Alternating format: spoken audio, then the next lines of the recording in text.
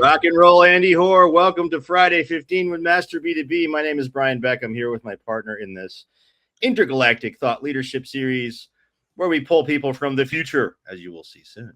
Andy, welcome to Friday 15. Good to be here. Good to be here. Middle of college football season. So we got a few good games coming up this weekend. That'll be fun to watch. No, it won't be. Oh, wait, is Rutgers playing or did they discontinue the program already? Oh, shut up, dude.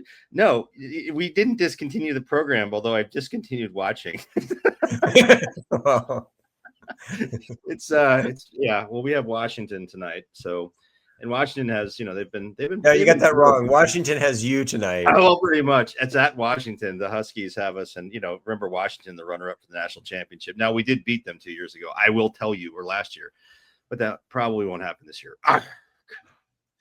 How's your? What is it? The Providence Community College. Is that your team? I think. All right, folks. We got a really interesting and exciting Friday 15 today. We got to get into our topic rather than debate college football. This is not a sports show, Mr. Hoare. Okay, so let's get into our breaking news. Andy, did you see this?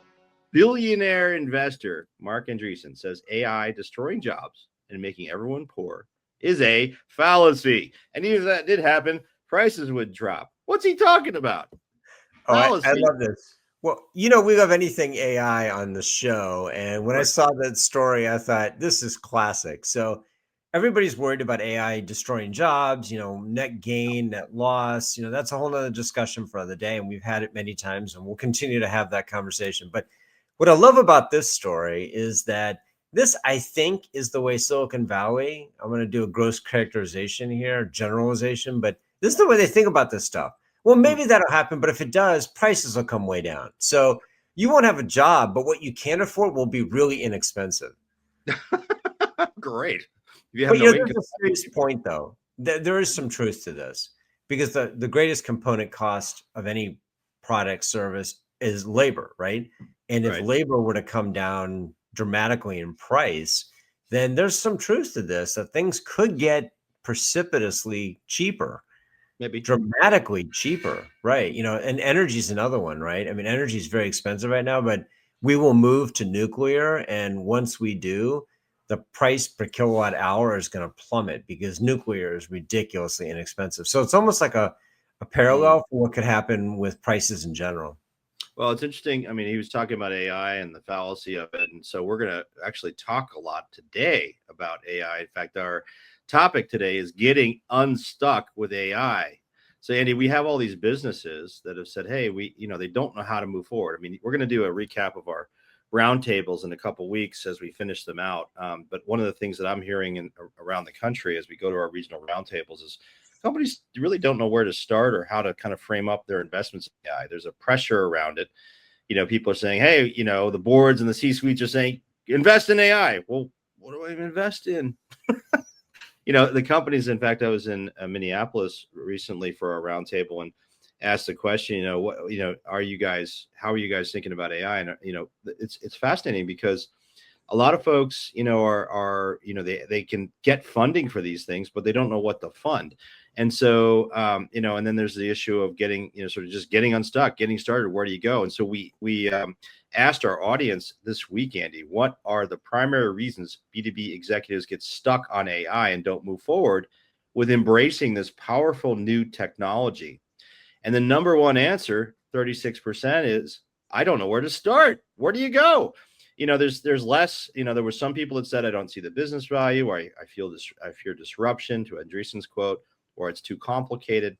But, a full third said, I don't know where to start. And that is really what we're talking about here today. In terms of our topic is where do you get started? And we have a very special guest. So when we want to understand, Andy, things, about a new topic like AI, we of course have special powers here at Master B2B. So we go to the future, right? So we pull people in from the future, and we have a futurist with us today, someone who is a fantastic speaker and just an authority on this topic and an author and everything else. Andy, I'll let you do the introductions, but who do we have joining us today, Andy?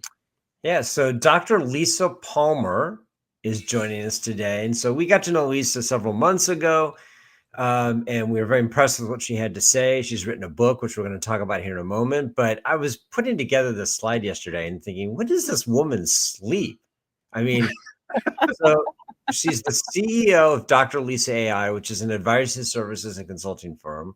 She's the author of this new book, Show AI, Don't Tell It.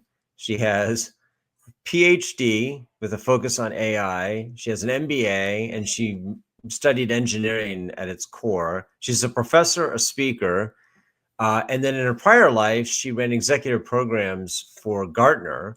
And I think even a prior life, she was the CIO and CMO of a couple of companies. So, Dr. Lisa, thanks for joining us today. Is there anything I missed on that list? I bet there is, but anything I missed? Well, a lot of people don't know that I was a chief marketing officer, and I've actually taught marketing in an MBA program for over 15 years. So it's a good combo with everything that's related to tech, because you can't really divorce marketing from tech anymore. Well, it almost seems appropriate that we're talking to you today where you are, because you're at LaGuardia Airport, even though it doesn't look like you're at an airport. And I think I saw, did you have a glass of wine there? Excellent. I do. Right. Sweet. Cheers. Excellent. Well, Brian drinks all the time, so that's perfect. Right. This is bourbon in here, by the way. That's right. Here on the West Coast at 9 o'clock in the morning. Yes. Well, now, Dr. Lisa lives in that's the future LaGuardia Airport, by the way, everyone. I've flown in and out of LaGuardia. It's horrible. But apparently, Dr. Lisa tells me now it's very nice. Or actually in the future, it's going to be nice because she lives in the future. That's the future, everyone. It is nice. It is nice. I did just for you though. I did bring my circa 2005 headset because my Bluetooth died. So well, you have to relate to us somehow, us who live in the past. Mm-hmm. try to keep a foot in both reality and the future there for you, Brian. The quantum realm you live in. Okay, excellent. Well, so Dr. Lisa, you recently wrote a book, which I actually have a copy of. I just received mine yesterday, right there, awesome. Which will replace Brian's book on the shelf back there for sure. Okay, great. Brian, your book becomes a doorstop now officially, and then Dr. Lisa's book will be held in high esteem. So you identified there are basically 4 areas of common concern that companies seem to have around AI. Why don't you walk us through them? They're on the screen here, but why don't you tell us a bit about them? Yeah, so I find that organizations are in one of these 4 areas. They're trying to figure out where to get started. So your poll was really interesting to see a full third plus of people falling into that space. The second is we started something, we had mixed results, and we're stuck. We don't know what to do or how to move forward from here. The third one is probably the smaller percentage. It's about 5% of organizations, according to the most recent MIT study, are they're hitting on all cylinders and they're ready to amp up, ready to move forward. And the fourth one is that, and this one unfortunately is like incredibly common. Your team is just afraid, and they're either overtly or covertly resisting. Those are those are the areas that we're finding people in right now. No, I think this is very consistent, Brian. We've done these roundtables for the last several weeks, and we've asked this question ourselves, and that's very consistent with what we have heard as well, is it not? It is. It's true, right? There's a fear of job replacement, and we talked about it at the Minneapolis roundtable just this week, Andy. People, the tasks that people, have traditionally focused on. I mean, think about development, software development, writing marketing content, process related things related to publishing products on, e-commerce, and just a whole variety of tasks that can be potentially automated with AI. Well, I got to tell you, we've talked about this in some of the roundtables I've been at too, and you notice, and I'm curious what you have to say about this, Dr. Lisa, but when we start talking about where this is going and what this means for people's livelihoods, everybody's really excited about AI. And then when that comes up, there's a noticeable change in demeanor. People's voices get more hushed. Yeah. They start to get a little reticent about what they're going to say. I actually asked people, simple question. do you believe that AI is going to net create more jobs or destroy more jobs? And half the people wouldn't answer the question. I'm like, there's Oh, nobody here recording anything. Why don't you just share they're afraid. yeah. So, I mean, personally, I think we're going to see net job creation. However, I think that it's going to be bifurcated in where the jobs are created. So, I've been at a conference all week this week. I'm in New York. And one thing that's really obvious is that if you're worried that coding jobs are going away, I really want you to put that fear to the side, because I hear so many stories about the sheer volume of cleanup that is being required from vibe coding. Right. We're seeing coders are being, I mean, actually some of them, their incomes are skyrocketing as a result of the criticality of the role that they have in moving organizations forward. So I do see that continuing to happen. I am worried about what I think of as entry-level jobs, or jobs that are more heavily task oriented. Yeah. I do think that we've got an issue with those jobs and what's going to happen with those. But I do see, I mean, at least in the United States, we have jobs that are open that are not being filled. We have a huge number of trades jobs that need to be filled that aren't filled currently. So, I mean, I think that the future just looks different, like it does every time that we have a major leap forward in tech. It's going to look different, but I still believe it's a net job gain. So Lisa, let's talk about the number one. Thank you for that. That's encouraging. There's hope for humanity. Excellent. Yeah, and Andy, I answered that just for you, so I didn't sit here quietly and hope for the best. There's hope for Andy too. I'm not sure where it is, but it's out there somewhere. So Lisa, the number one answer we got on that poll was where to start. So let's talk about some of the elements in your book related to where to start. And I think your first one is all about mindset, right? Tell us about this. Yeah, I broke the book into 3 pieces: mindset, strategy, and action. You can't be successful leveraging any kind of major change without getting the right mindset for yourself from a leadership perspective, as well as making sure that all of those that you put into those key positions share that mindset with you. And there's 4 things that make up this mindset. You have to be hardcore focused on business value. I cannot talk about one more situation where a CEO is disgruntled that he didn't get ROI because they essentially picked some toy AI use case that was never going to drive ROI anyway, but it sounded really fun. So please focus on business value first. You've got to get really serious about that. The second is speed with rigor. And that if you think that not doing something is an option, that is not an option. Your competitors are coming for you. The entire ecosystem that your business is in is going to be changed. It's not just your business and your direct competitors. The entire ecosystem that you live and work inside of is going to get turned upside down.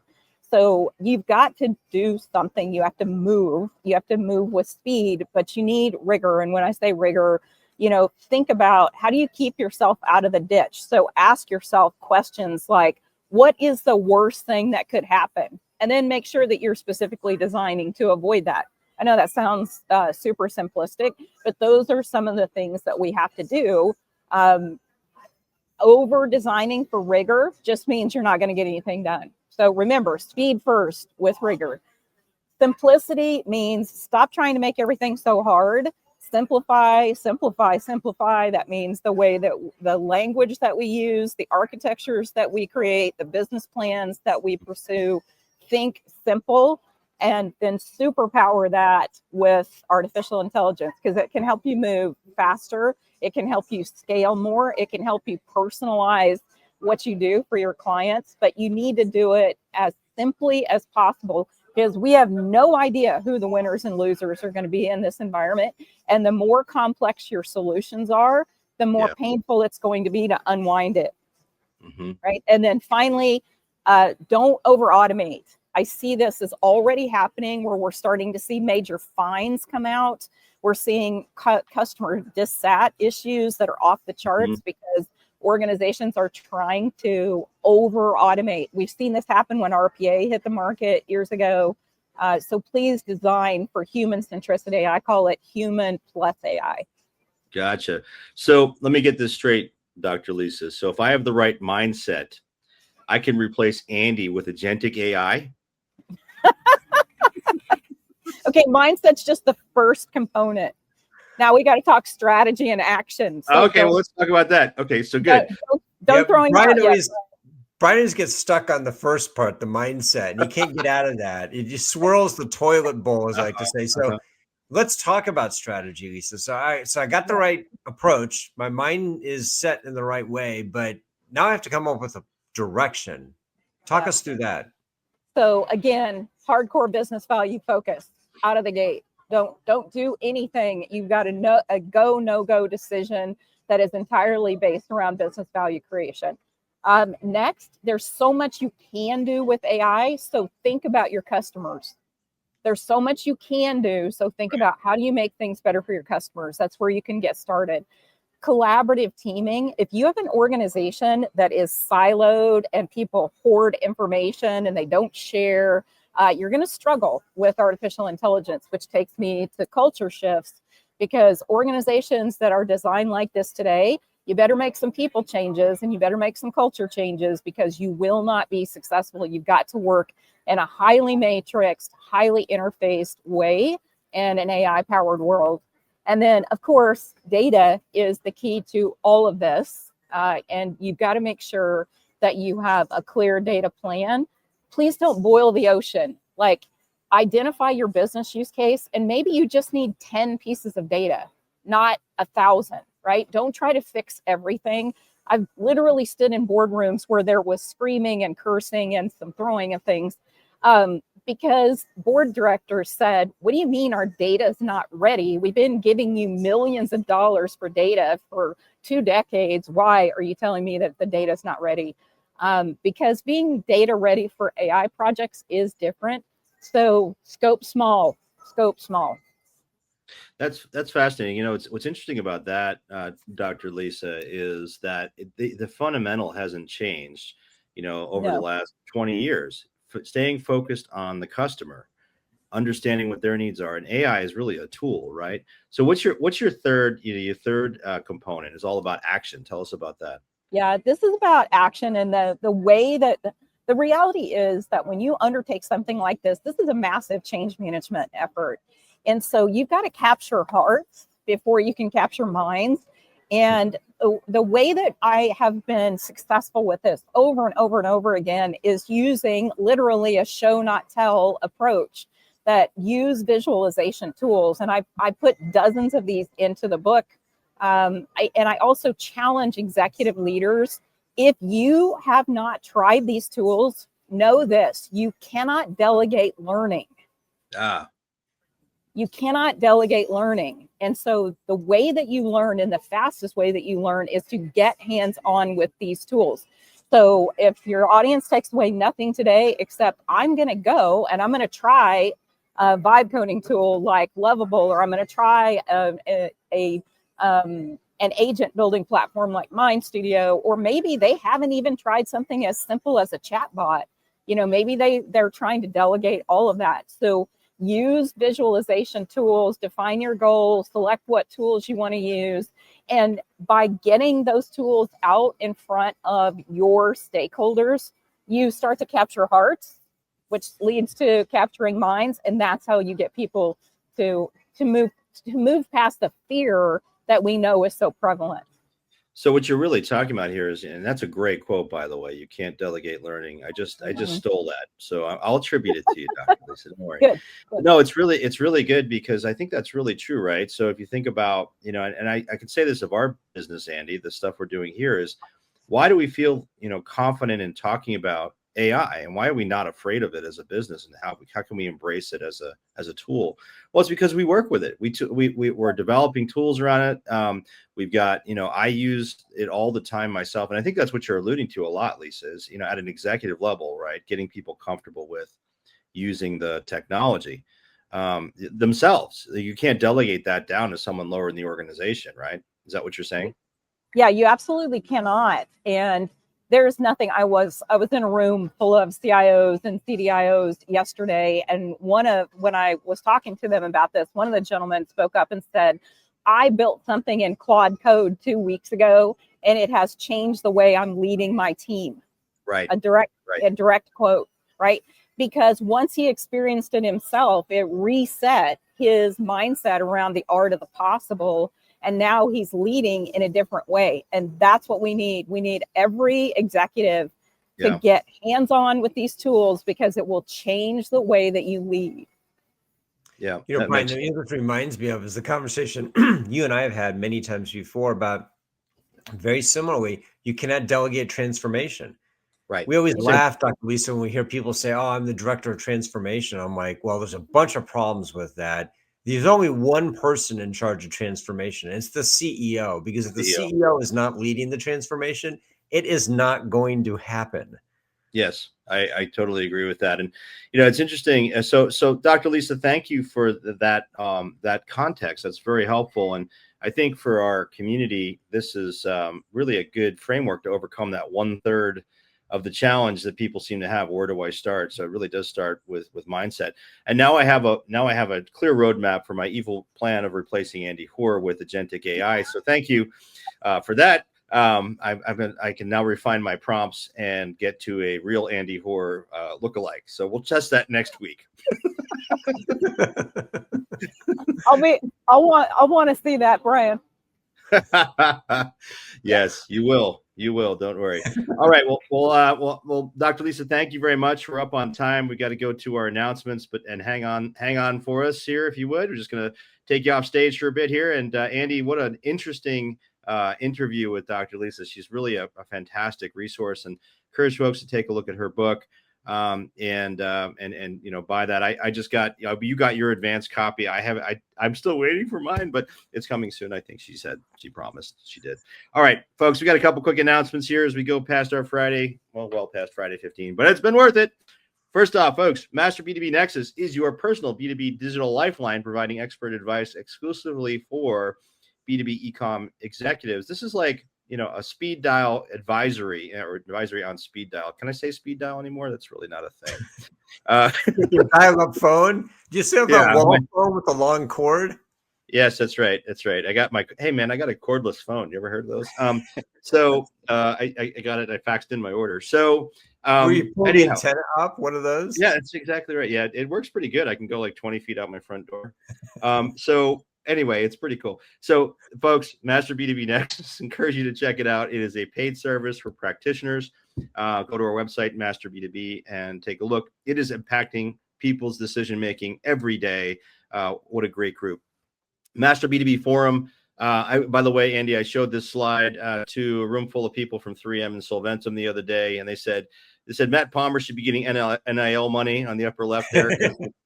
I've seen him on the Jeff Hoogerhide said that. Thank you, Jeff, for that comment. Really funny, because he's been on this slide for about 2 years. Anyway, folks, our Master B2B Forum, go online to check it out. It is a private community online of B2B e-commerce executives. We've got hundreds of folks in there interacting every day, solving problems, answering questions, connecting with people. It's a wonderful community. It's free for practitioners only. So it's a great, transparent environment. And finally, I want to remind everyone that our Friday, 45 minutes here is available in podcast form. But hey, it's engaging and interesting. So that's what we think. That's what we think. We're a little biased. But check us out, podcast format on your favorite podcast service, Spotify, YouTube, Google, Apple, all of them. We're syndicated intergalactically and into the future, as Dr. Lisa will report. Anyhow, folks, take a look and please give us a rating and review, but only if positive. Thank you.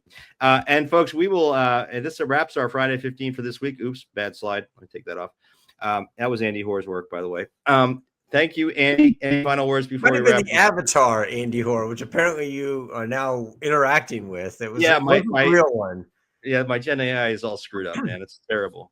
I need to rewrite the prompt. Okay, Andy, any final words before we wrap our Friday 45 minutes? Yeah, so Dr. Lisa said a lot of interesting things. One thing that jumped out at me that we could probably have a whole conversation about Yeah. is the cost of inaction.